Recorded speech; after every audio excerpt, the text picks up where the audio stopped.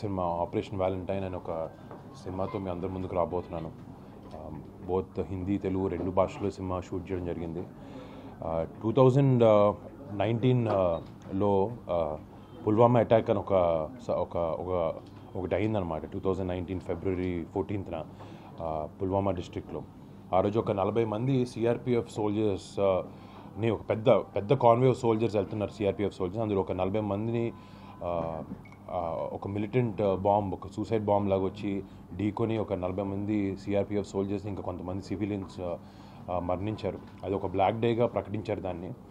So చాలాసార్లు ఏంటంటే జనరల్గా ఎన్నో టైమ్స్లో మన కంట్రీ పీస్ టైంకి మెయింటైన్ చేయాలి, ఏదైనా ఇలా ఇష్యూ జరిగినప్పుడు రియాక్ట్ అవ్వకూడదు, డిప్లొమాటిక్గా ఉండాలి అనే ఒక దాంట్లో ఉండేవారు చాలాసార్లు. ఎందుకంటే because that's how it operates. కానీ పుల్వామా అయిన తర్వాత అప్పుడు ఉన్న మన గవర్నమెంట్ కానీ వాళ్ళందరూ డెసిషన్ తీసుకుని ఏదైతే మిలిటరీ టెర్రరిస్ట్ ఆర్గనైజేషన్స్ ఉంటారో వాళ్ళు చేసిన ఈ పనికి వాళ్ళకి సమాధానం గట్టిగా ఇవ్వాలనే ఉద్దేశంతో బాలకోట్ ఎయిర్ స్ట్రైక్ అని ఒకటి జరిగింది 12 రోజుల తర్వాత, పుల్వామా అటాక్ తర్వాత. సో దాంట్లో వెళ్ళి ఒక జైష్ మొహమ్మద్ అనే మిలిటెంట్ క్యాంప్స్ని ఒక 350 నుంచి 400 మంది టెర్రరిస్ట్ వరకు న్యూట్రలైజ్ చేశారు. సో ఈ సన్నివేశం ఏంటంటే ఇప్పుడు అది చాలా సీక్రెటివ్గా ఎవరికి తెలియకుండా ఓవర్ నైట్ జరిగిన మిషన్ అనమాట. So next day morning obviously మన ప్రైమ్ మినిస్టర్ వచ్చి దాని గురించి మాట్లాడడం ఇవన్నీ జరిగింది. కానీ దాని వెనకాల ఎంత స్ట్రగుల్ అయితే ఉంటుందో, ఎంత ప్లానింగ్ ఉంటుంది అనేది చాలామందికి తెలియదు అనమాట. సో ఆ ఉద్దేశంతో ఈ సినిమా చేసి ఆబ్వియస్లీ మన మిలిటరీలో లేకపోతే మన ఎయిర్ ఫోర్సెస్లో కానీ మన నేవీలో కానీ ఎంతోమంది భారతీయులు సెల్ఫ్లెస్గా వాళ్ళ ఫ్యామిలీస్ని దూరంగా పెట్టుకుని బార్డర్ దగ్గరికి వెళ్ళి వేరే ప్రదేశాల్లో మన దేశంలో మనల్ని కాపాడే దిశగా వాళ్ళు ఎన్నో సాక్రిఫైజెస్, ఎంతో గొప్ప స్ట్రెంగ్త్, ఎన్నో గొప్ప కరేజ్ టేల్స్ వాళ్ళు ఉన్నాయి. అవి మళ్ళీ గుర్తించాలి, అవన్నీ జనాలకి ముందుకు తీసుకెళ్లాలన్న ఉద్దేశంతో ఈ ఆపరేషన్ వ్యాలంటైన్ అన్న సినిమా చేయడం జరిగింది. ఇదే పుల్వామా అటాక్ ఇంకా బాలకోట్ ఎయిర్ స్ట్రైక్ నేపథ్యంలో ఆ ఇన్సిడెంట్స్ని బేస్ చేసుకుని ఒక ఫిక్షనల్ స్టోరీలాగా అల్లి చాలా ప్యాషన్తో, అంటే ఆడియన్స్ కూడా నాకు అప్పుడప్పుడు లవ్ స్టోరీలు లేకపోతే కమర్షియల్ సినిమాలు, మంచి ఫైట్, యాక్షన్, కామెడీలు కాకుండా టైం టు టైం మనందరికీ మన జవాన్లు చేసే గొప్ప పనుల్ని గుర్తు చేయగలిగే ఒక సినిమాని చూపించాలని ఒక ప్రయత్నమే మా ఈ cinema. And March 1st release అవుతుంది. అండ్ హోప్ మా 2 తెలుగు రాష్ట్రాలకి, దేశం మొత్తం ఈ సినిమా బాగా నచ్చుతుందని నాకు కోరుకుంటున్నాను. Thank you. అంటే ఇప్పుడు అంటే మేము యాజ్ రియలిస్టిక్ యాజ్ పాసిబుల్ వెళ్దామని. అంటే మోడీ గారు అంటే ఆబ్వియస్లీ గవర్నమెంట్ క్లియరెన్స్ చాలా ఉండాలి, బట్ ఆయన గవర్నమెంట్ హయాంలోనే ఇది బాలకోట్ ఎయిర్ స్ట్రైక్ అనేది జరిగింది. బట్ డెఫినెట్గా ఆయన ఇంటర్వెన్షన్ ఎంత ఉంది దీంట్లో అనేది ఒక సినిమాటిక్లో ఎంత లిబర్టీ తీసుకోగలుగుతామో తీసుకుని డెఫినెట్గా చూపించాం. ఎస్. అవునండి.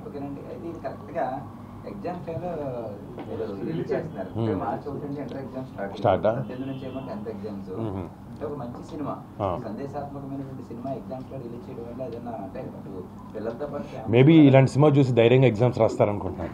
అంటే అంటే ఒకటి ఇది మీరు చెప్పినట్టు ఇందాక యూత్కి కూడా ఇది చాలా మంచి సినిమా. అంటే ఈ మధ్యన చాలా సినిమాలు చూస్తున్నాం, బట్ వాళ్ళని ఇన్స్పైర్ చేస్తే ఇప్పుడు మన 12th ఫెయిల్ అనే ఒక సినిమా వచ్చింది హిందీలో, చాలా ఇన్స్పిరేషనల్ ఫిల్మ్. ఈ సినిమా కూడా ఏంటంటే మన మిలిటరీలో లేకపోతే మన ఎయిర్ ఫోర్స్లో కానీ మన జవాన్లు పడే కష్టం కానీ వాళ్ళ ధైర్యంతో చేసే మిషన్స్ కానీ అవి చిన్నపిల్లలు చూసినప్పుడు వాళ్ళకి ఒక రకమైన ఎంకరేజ్మెంట్, ఒక పాజిటివ్ ఇంపాక్ట్ పిల్లల్లో తెప్పించగలుగుతాం అని అనుకుంటున్నాను ఈ సినిమాతో. సో ఆబ్వియస్లీ అంటే కొన్నిసార్లు ఇప్పుడు అంటే కోవిడ్ తర్వాత ఇప్పుడు సినిమాలు క్లటర్ ఎక్కువ అయిపోయింది. సో మాకు కుదిరినంత దాంట్లో ఆబ్వియస్లీ మేము అంత 100-200 కోట్ల సినిమా కాదు మాది, బట్ మాకున్న బడ్జెట్లో మేము కష్టపడి ఒక ప్యాషన్ ప్రాజెక్ట్గా చేసాం. కానీ సినిమా బాగుంటే అది ఎగ్జామ్ అయినా కూడా ఎగ్జామ్ రాసుకున్న తర్వాత వచ్చి సాయంత్రం చూస్తాను. నేను కాలేజ్ ఉన్నప్పుడు పొద్దున్న ఎగ్జామ్ రాసి సాయంత్రం జల్సా షోకి వెళ్ళాను. సో నాకు తెలిసి వెళ్తారనుకుంటున్నాను సినిమా బాగుంటే. అంటే రిలాక్స్ అవ్వడం పని చేస్తాను. మళ్ళీ ఫస్ట్ మూవీ లవ్ వైలెన్స్ తో స్టార్ట్ అయ్యింది, మళ్ళీ డిఫరెంట్ క్యారెక్టర్లు మన కంచె చేసాం. సో కంచెలో కూడా అక్కడ ఎలా కష్టపడతారో బార్డర్ దగ్గర. సో ఇలాంటి టైప్ ఆఫ్ స్టోరీస్ మీరు ఎంచుకోవడానికి ఫ్యామిలీ డాడీ కానీ లేదంటే ఇంట్లో మెగా బ్రదర్స్ స్టోరీ ముందు చెప్తారు మీరే అంటే కొన్ని సినిమాల్లో ఇప్పుడు డౌట్లు ఉన్నప్పుడు 100% పెద్దనాన్న గారిని కానీ నాన్నగారిని కానీ అడగడం జరుగుద్ది ఏదన్నా అంటే స్టోరీ బ్యాక్డ్రాప్ గురించి అయితే నాకు ఇప్పుడు నేను బయట తిరిగేటప్పుడు ఏ వాడుతున్నాయి లేదని ఒక చిన్న అజంప్షన్ అనాలిసిస్ ప్రతి యాక్టర్ చేసుకోవాలి. అది చేసుకుంటే అంటే నాకు కూడా ఏంటంటే ఇప్పుడు వారానికి ఒక 2 సినిమాలు 3 సినిమాలు కమర్షియల్గా లవ్లో డాన్సులు ఫైట్లతో వస్తున్నాయి. నేను చేశాను చాలా. నేను ఆ సినిమాలు ఏం తక్కువ అని అనట్లేదు. ఆ సినిమాలు కూడా చాలా కష్టం అలాంటి సినిమాలు చేయడం, అలాంటి సినిమాలు హిట్ చేయడం కూడా. కానీ నాకు ఒక యాక్టర్గా కొన్నిసార్లు నిజం కథలతో మన దేశంలో ఎన్నో ఇలాంటి ఈ మిషన్ ఒక మిషన్ ఇలాంటివి ఎన్నో వందలాది మిషన్లు ఎన్నో వేలాది మిషన్లు చేశారు కాబట్టి ఈరోజు మనం అందరం ఇంత పీస్ఫుల్గా ఇంత హ్యాపీగా ఇక్కడ ఉండగలుగుతున్నాం మన ఇళ్ళల్లో. సో ఇలాంటి ఒక మిషన్ చూపిస్తే జనాలకి ఒక నిజం ఒక రెస్పెక్ట్ అనేది మనందరికీ ఇక్కడ కూర్చున్న ప్రతి ఒక్కరికి లోపల దేశభక్తి అనేది 100% మన అందరికీ ఉంది. అది లేకుండా మనం ఎవరూ లేవు. బట్ ఇలాంటివి విషయం చూసినప్పుడేనో మళ్ళీ ఒకసారి మనకి గుర్తు తెచ్చుకొని వాళ్ళ ధైర్య సాహసాలను మెచ్చుకొని మన లోపల దేశభక్తి అనేది ఇంకా ఎవోక్ అవుద్దన్న నమ్మకం నాకుంది. సినిమాగా అంటే ఎంటర్టైన్మెంట్గా ఉండాలి. ఇప్పుడు థియేటర్కి వెళ్ళారంటే మీరు మిషన్ బేస్డ్గానే చూపించి ఎంటర్టైన్మెంట్ లేదంటే ఈ సినిమాలో ఎంటర్టైన్మెంట్ కానీ ఎమోషన్ కానీ చాలా చాలా వేరే లెవెల్లో ఉంటుంది. And yeah that's it. చాలా చాలా గొప్ప ఫీలింగ్ నిజంగా అది. అంటే నేను నిజంగా నా అదృష్టం ఏంటంటే ఈ సినిమా ద్వారా నాకు చేయాలనే ఉద్దేశం ఉండింది. ఇలాంటి సినిమా మంచి సినిమా చూపించాలి, మన సోల్జర్ సాక్రిఫైసెస్ ఏంటో చూపించాలి, వాళ్ళ గొప్పతనం చూపించాలని చెప్పి. కానీ వాఘా బార్డర్కి లక్కీగా ఇలాంటి సినిమా చేసే అదృష్టం నాకు రావడం, అలాంటి వాఘా బార్డర్కి వెళ్ళి మా సాంగ్ ఒకటి రిలీజ్ చేయడం అది నిజంగా మా అదృష్టం. అక్కడున్న అట్మాస్ఫియర్ కానీ లేకపోతే అక్కడున్న జోష్ కానీ జనాలది వేరే లెవెల్లో అందరూ దేశభక్తి పాటలు పాడుకుంటూ మార్చ్ చేసుకుంటూ నిజంగా ఒక ఐఫీస్ట్ లాగా ఉండింది ఆ బార్డర్లో. సార్ ఎన్నికలు సమీపిస్తున్న నేపథ్యంలో ఇప్పుడు సినిమా పరిశ్రమ అయిపోయిందంటే కొన్ని పార్టీలకి కావాల్సిన సినిమా తీయడం జరుగుతుంది.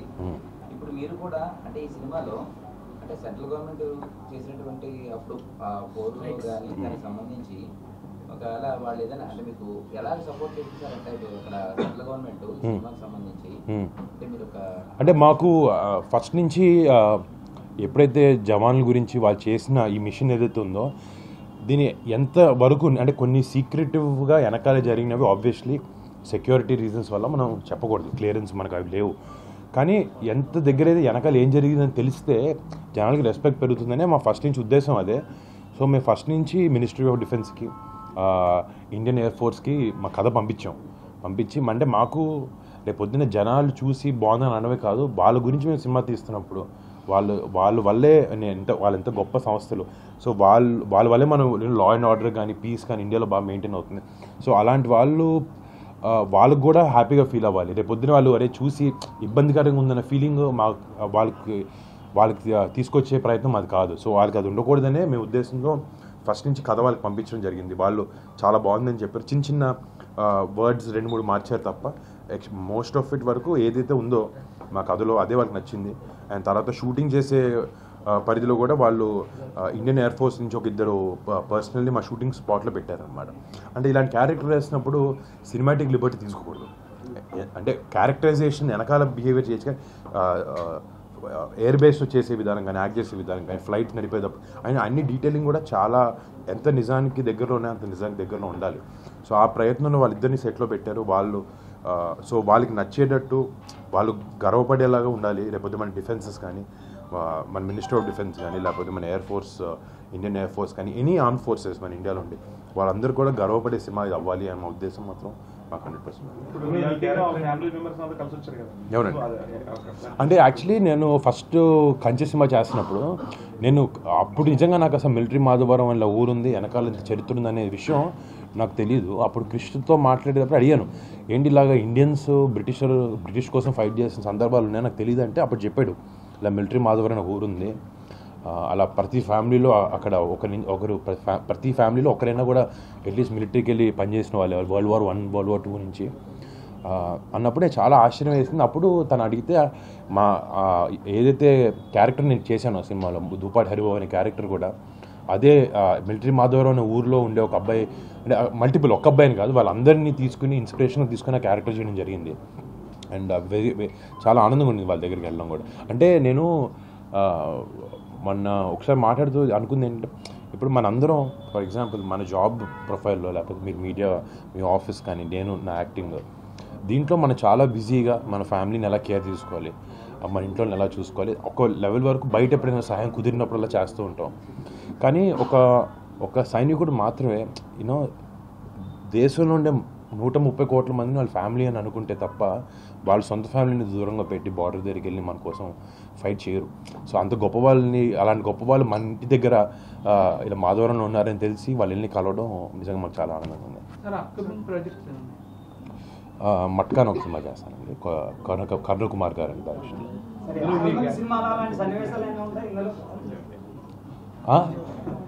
లేదా అది వేరే సినిమా, ఇది దీంట్లో అండి.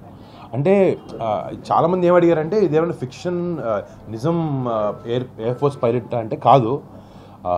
అంటే ఆ మిషన్ మీద ఎవరెవరు వెళ్ళారనే డీటెయిలింగ్ మనం ఇవ్వకూడదు బయట. సో మిషన్ గురించి మాకు మాట్లాడే ఇన్ఫర్మేషన్ ఇచ్చారు. అంటే ఎయిర్ ఫోర్స్ పైలట్స్ అందరికీ ఉన్న కొన్ని కామన్ ట్రేట్స్ తీసుకుని ఇలాంటి ఒక క్యారెక్టర్ డిజైన్ చేయడం జరిగింది. అంటే దేశం కోసం ఆబ్వియస్లీ ఎంత దూరం అయినా వెళ్ళే క్యారెక్టర్ ఇది, దేశం కోసం ప్రాణాలు ఇట్లా సెకండ్లు ఇచ్చేసే క్యారెక్టర్ ఇది. అండ్ అలా అని దేశాన్ని ఎవరైనా తప్పుగా అంటే అడుగు వెనకేసే క్యారెక్టర్ కాదు, 100 అడుగులు ముందుకేసే క్యారెక్టర్ అండి. అండ్ నాకు చాలా అదృష్టమైన క్యారెక్టర్ తగలడం, ఇలాంటి క్యారెక్టర్లో నేను నటించే అవకాశం పడడం.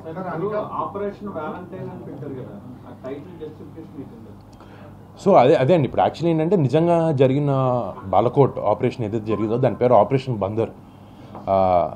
సో మీరు నాకు చెప్పినట్టు అది ఆ ఇన్ఫర్మేషన్ అందరికీ తెలుసు. So 14th February Valentine's day అని చెప్పి మనం గొప్పగా చిన్నప్పుడు అమ్మాయిలతో లేకపోతే ఇలా సెలబ్రేట్ చేసుకుంటాం. బట్ ఆ 14th February అనేది ఒక బ్లాక్ డేగా కాల్ చేశారు దాన్ని. ఇది మన సిఆర్పిఎఫ్. సో అంటే జనాలకి ఆబ్వియస్లీ ఏంటంటే ఇలా మీ క్వశ్చన్ అడిగినట్టు ఎవరైనా ఏంటి ఆపరేషన్ వ్యాలంటైన్ అంటే 14th February ఏదైతే లాస్ ఇండియాకి అయిందో, దేన్నైతే మనం బ్లాక్ డేగా ప్రకటిస్తున్నాం ఆ 14th Februaryని, ఆ రోజు అయిన ఘటనకి ఆ మిలిటెంట్ ఆర్గనైజేషన్స్కి దాని వెనకాల ఉండే జనాలకి ఇండియా ఇచ్చే ఆన్సరే ఈ operation Valentine. So 14th February అయింది కాబట్టి అది వ్యాలంటైన్స్ డే కాబట్టి దీని పేరు ఆపరేషన్ వ్యాలంటైన్ అని పెట్టాం. బేసిక్లీ ఏదైతే దుర్మార్గులు ఉన్నారో దాని వెనకాల వాళ్ళకి వ్యాలంటైన్స్ డే గిఫ్ట్ అనుకుందాం ఇండియా నుంచి. సార్ ఈ మధ్యనే రీసెంట్గా మ్యారేజ్ అయింది, బిఫోర్ ఆఫ్టర్కి ఏం తేడా లేదండి అంతా. అంటే మీరు భయపడిస్తున్నారు అందులో. సరే